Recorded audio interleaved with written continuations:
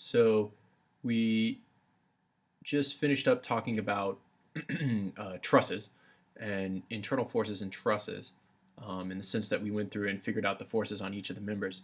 Now we're going to talk about internal forces through continuous bodies. So let's start out with a pretty simple two-force body.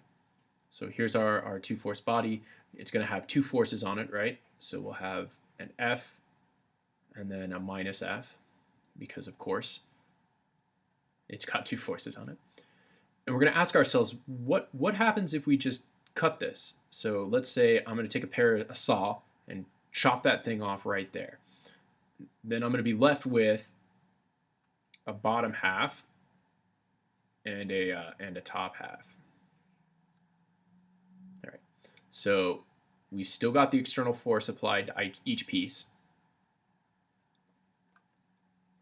But each half of this is now its own little two-force body, right? So here we've got F and F again, right? Because if this whole body is in equilibrium, then each piece of the body must also be in equilibrium. So it can't move. If this thing isn't moving, then this piece can't be moving, and this piece can't be moving.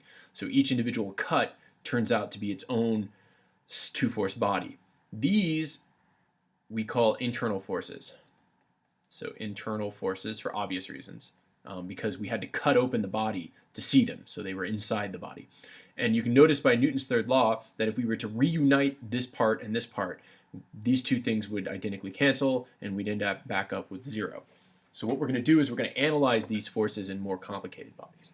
So let's move on to something a little more complicated. We'll still end up with a two-force body, but we're going to end up with a more complicated two-force body. So let's think about a two-force body that looks like this.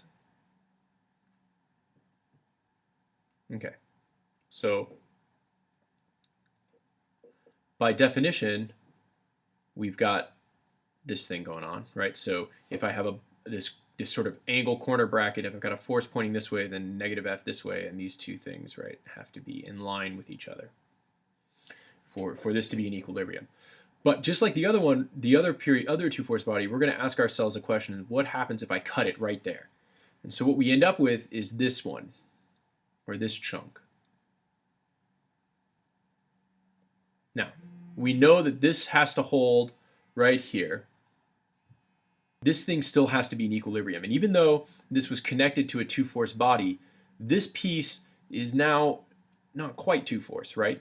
So this has a general loading. So we break this into three things because this looks like a cantilevered beam.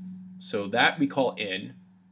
We have another thing we call V, and then some sort of moment at the cut.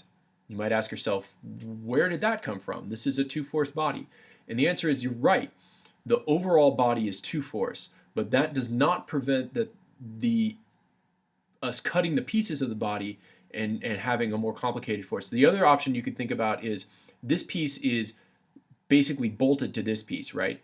So if you want to, you can imagine that this is actually sort of a cantilevered or fixed support when you're talking about one piece relative to the second piece. So we have three things here. N is known as the normal force for shocking reasons, right? Normal force. V is called the shear force. And M is just the moment. So these three things are not that surprising. So M, N, and V. So normal, 90 degrees, always 90 degrees to the cut surface. V is always parallel to the cut surface, and the moment just occurs at the cut face. Again, you might ask yourself, where does this moment come from? Well, we can think a little bit about how the corner bracket here will deform. So if we've got this corner bracket and we're pulling on it, F and here, right, this bows out.